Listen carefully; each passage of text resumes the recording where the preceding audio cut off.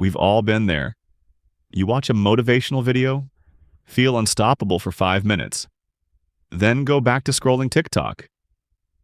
So what's missing? The answer: discipline beats motivation every time. But why? Motivation is an emotion, a feeling. It's like a spark.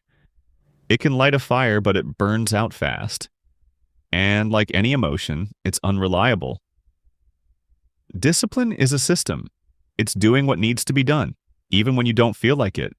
It's the bridge between goals and results. Motivation makes you chase mood-based action.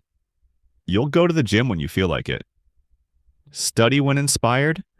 Work only when pumped. But what happens when the feeling fades? Discipline doesn't care how you feel. It trains your brain to act based on commitment, not emotion. You stop asking, "Do I feel like it?" and start doing it anyway. Studies show habits form not from bursts of motivation, but from repetition and structure. Your brain builds pathways. The more you follow a routine, the easier it gets. Ironically, the more disciplined you are, the more freedom you have. You control your time, your actions, your future, instead of reacting to your moods. Here's the twist.